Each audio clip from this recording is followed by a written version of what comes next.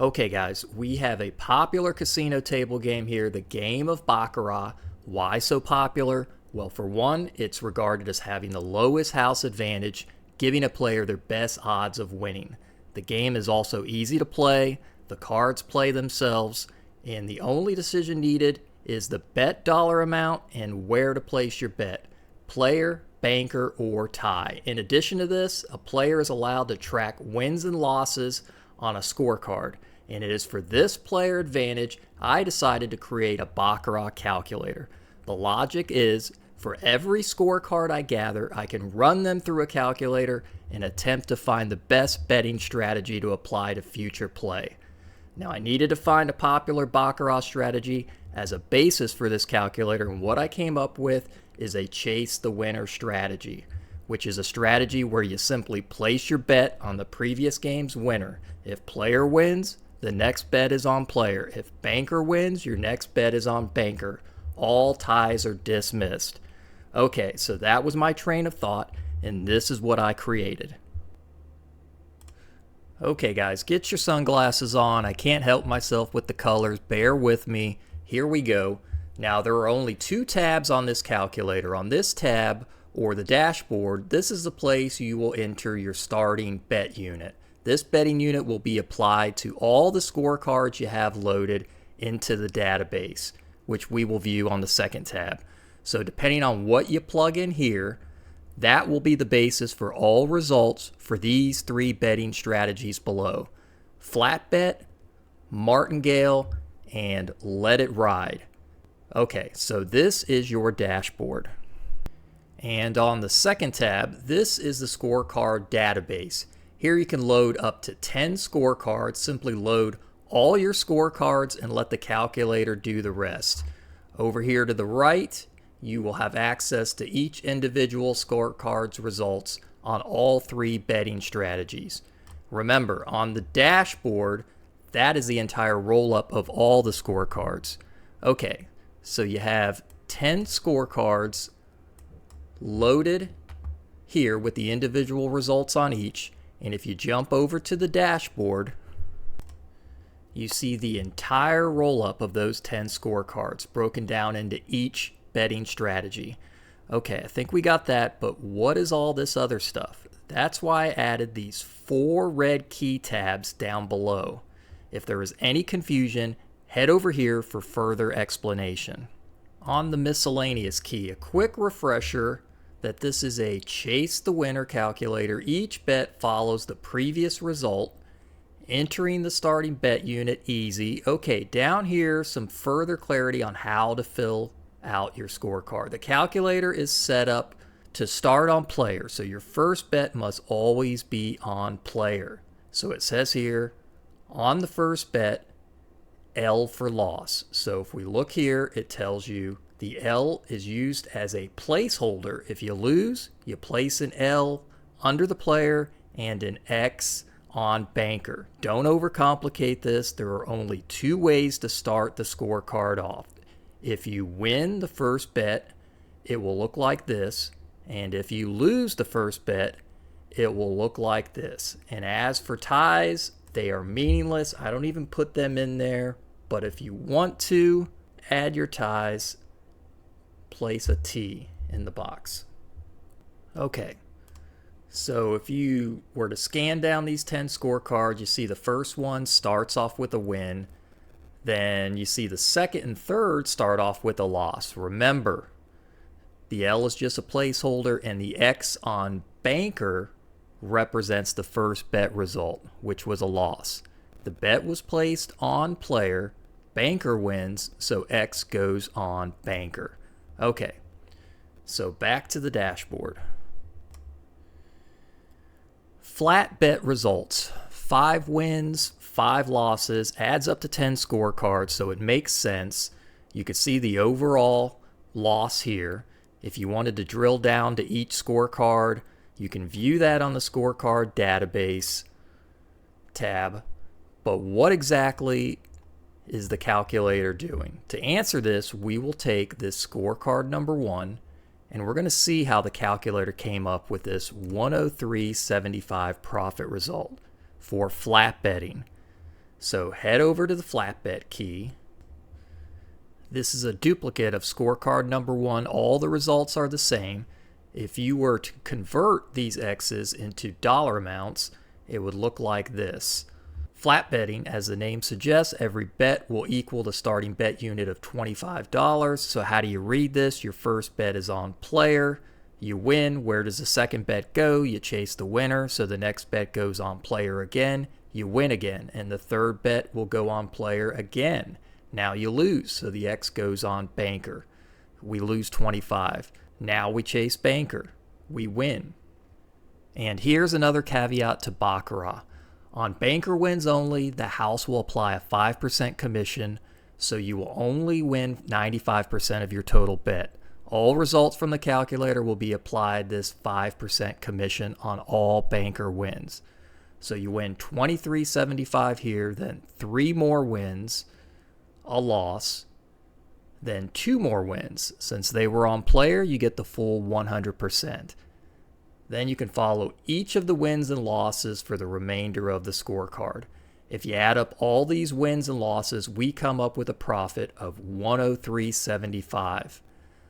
Looking back at the database, we see the same result, and that's what the calculator will be doing for flat betting on every scorecard you load. Pretty straightforward. Okay, back over to the dashboard. We now know how the calculator is calculating flat betting results.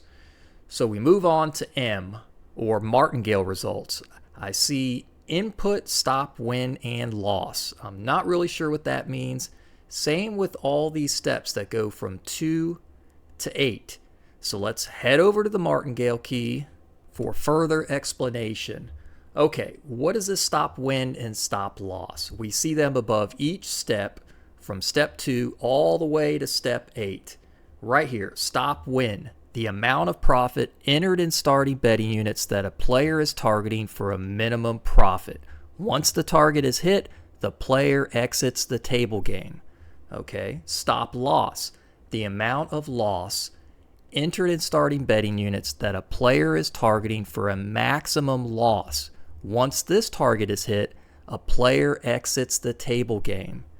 And it says here, important, a player's profit loss on a scorecard is determined by which stop hits first. If the stop win hits first, profit. If the stop loss hits first, loss. Okay, this is a good illustration here. So for step 2, I got a stop win of 5 and a stop loss of 4. Or down here with conversions, you could say that your goal is to win 5 betting units or $125, and you are willing to lose up to 4 betting units or $100 in the attempt to win these 5 betting units. Or the third step, I'm going to sit down with 6 betting units or $150.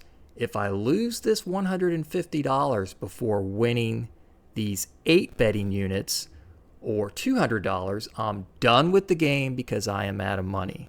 Now, if I win these 8 betting units or $200, I'm done as well, but I leave with a $200 profit. The same goes for each remaining step. Sit with 10 betting units or $250 in the attempt to win 10 betting units or $250. Sit with 18 betting units to win 20 units. So the stop win and stop loss amounts are basically like the guardrails to how much you will win or lose. Okay, an explanation for the steps. When using a martingale strategy, a step is the amount of times a player will progress the bet after a loss before resetting to the starting betting unit. Okay, so a 2-step martingale would be 25.50. 3 steps, we would just add another level, and for every additional step, we progress to the next betting level. Got it, it's a martingale. Okay, so using scorecard number 1 again, let's visualize how the dollar amount changes. For this example, there will be no step limits. So if we don't have any limits, we will be able to double our bets after each loss infinitely until we get a win. Let's see how this works. Okay, so you start off with 2 wins, easy enough, $25 profit, $25 profit. Then you hit a loss, so that's negative 25. This is a martingale, so you know your next bet will be doubled. So this will be a $50 bet.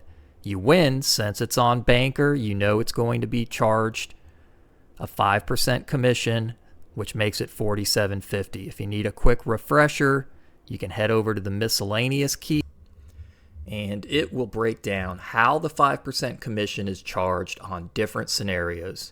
It can be a little confusing, but just know that you will never need to do this math. The calculator or dealer will do it for you, but it is valuable to understand how the commission can affect your payouts.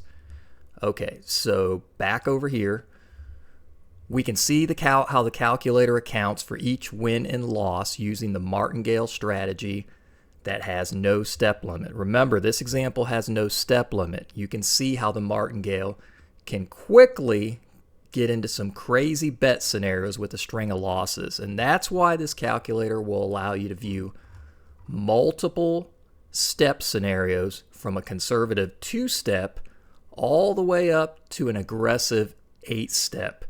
You will be able to view the results of all of these at the same time.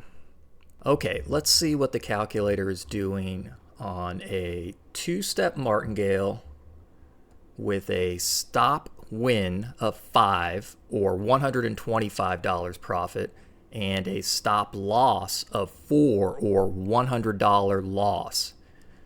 So we see both calculations here. It's basically a race where you want the stop win to occur first. Whichever of these 2 events occur first, the game is over. So up top, with a stop win of 5 or $125, we see that the stop win occurred early in the scorecard, which is great. The remainder of this scorecard would have never been played. You achieve your stop win here. And for the amount, it's higher than the 125 stop win amount. Why is that? Well, if you tally in sequence your bet wins and losses, we will see that $125 is not achieved until this bet. If the previous bet's total is below your stop win goal, the next bet will always be played. $120 profit occurred here, still under the goal, so this next bet is played, and you got the win. So that is how you finished at $143.75 profit. As for the stop loss, it was never achieved. This tells you that at no point on this entire scorecard was there a bet that would potentially hit your stop loss of $100. So the final result for scorecard number 1, playing a martingale chase the winner strategy with a stop win of 5 and a stop loss of 4, would be $143.75. If we look over at the database, we see that it matches $143.75, stop win of 5, stop loss of 4. It all checks out. Okay, one important note not to overlook is the betting pattern on a 2-step martingale strategy, meaning you will only move 2 steps deep on a martingale before resetting.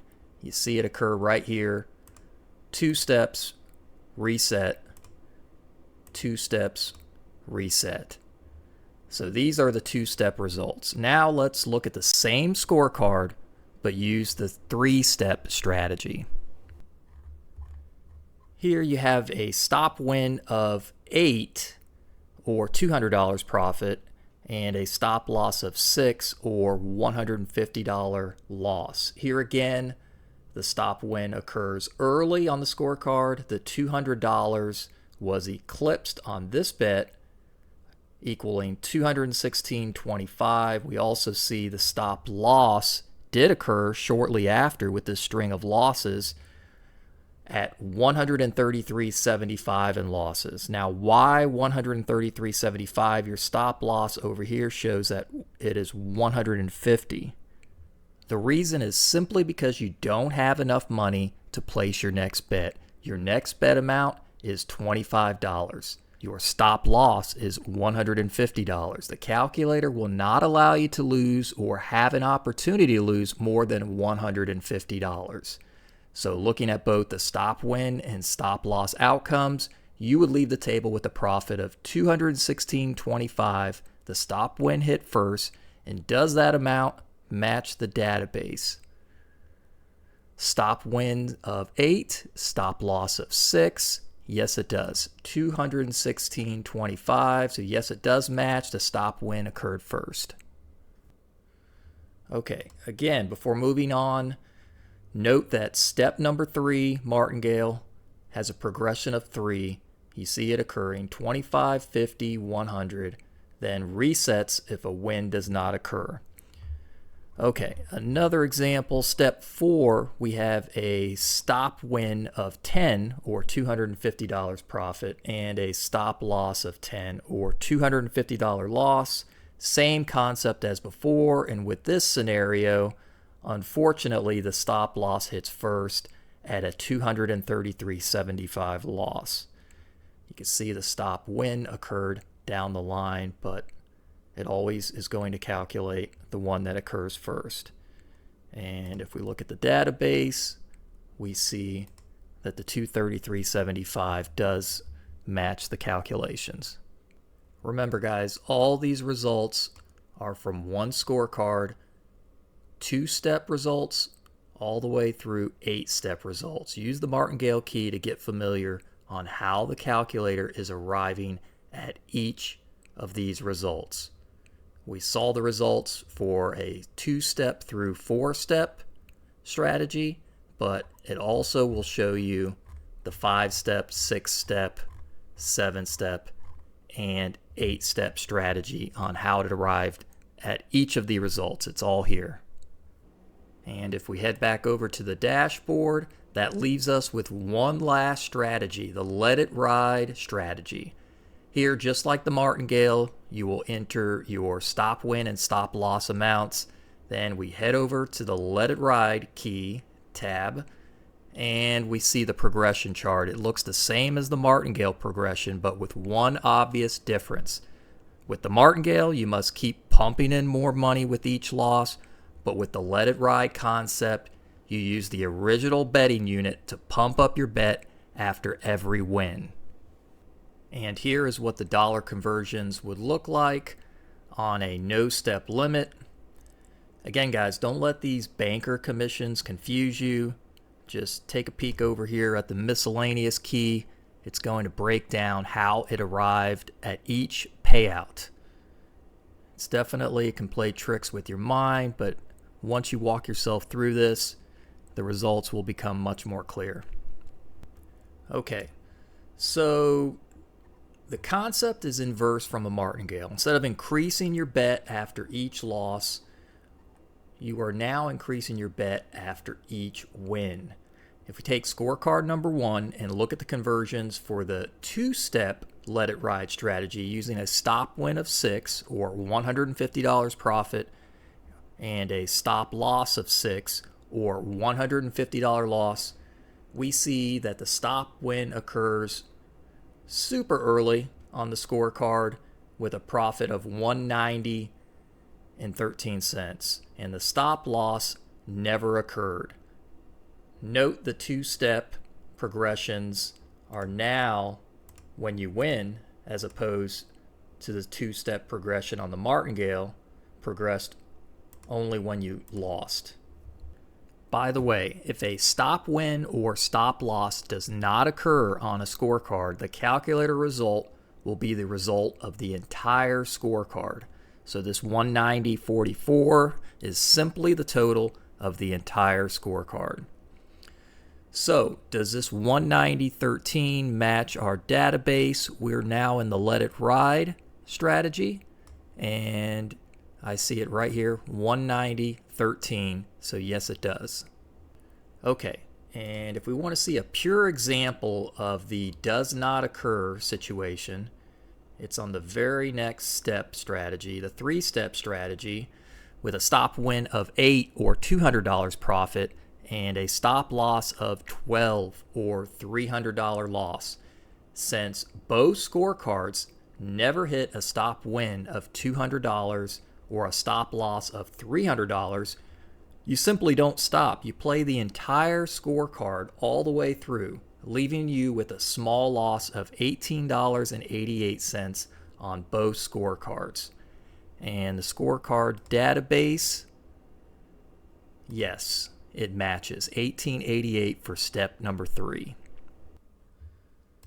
Okay. Again, note how the progression resets after 3 wins. 1, 2, 3, it resets. 1, 2, 3, then resets.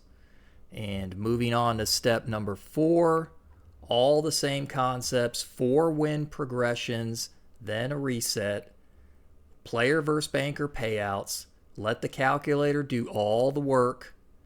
All of these examples through step number 8 are here for you to get a better grasp on each strategy and how the calculator arrives at each result.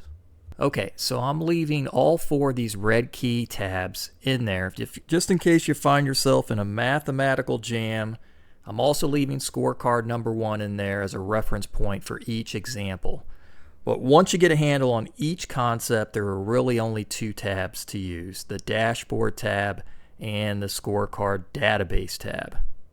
So all you have to do is fill out these numbers 1, 2, and 3 on the dashboard, which are the starting bet unit and the stop win and stop loss amounts. These amounts that I put in over here, they're completely random. I just plugged in random numbers, but literally you can change any of these numbers you want. There are thousands of combinations to choose from. And as for the results, not too promising on this random calculation that I did. I see a disaster over here. Definitely would not try that one. But here's where you actually come into play. Now, using these same 10 scorecards that are currently in the database with a little tinkering on these stop wins and stop losses, I'm going to put it into motion. You can explore and find ways to turn these losses into profits. Yes, these results are coming from the same 10 scorecards. We have flipped every loss into a profit. Even this disaster down here to the right, we're going to flip that $4,500 loss into a $241 profit. We have flipped every loss into a profit. Now you could say, and I would agree, well, the next 10 scorecards will most likely change the results since the results are always random. Yes, that is very true. That's why I would strongly suggest you make duplicate copies of this calculator. 10, 20, or even 30 copies, giving you up to 300 scorecards worth of data. What does this do? Well, the larger the sample size, the more precise the result. I get it. I don't get too excited about 10 scorecards. I found a path to profitability. But what if this was 300 scorecards? All of a sudden, you see a path to profitability. I'd want to explore that further. And there are no other calculators that exist that will give you the opportunity to crunch thousands of betting strategy combinations quickly. They don't exist. I've searched for them. Okay, this video is getting pretty long. The bottom line is this: if you play Baccarat and are serious about looking for a statistical edge when it comes to crunching numbers to find the best betting strategy for yourself, this calculator is for you. It's a nice tool to add to your arsenal. If you're interested, head over to my website, acbettingsystems.com, and pick one up. Thank you for watching. I'll see you at the next video.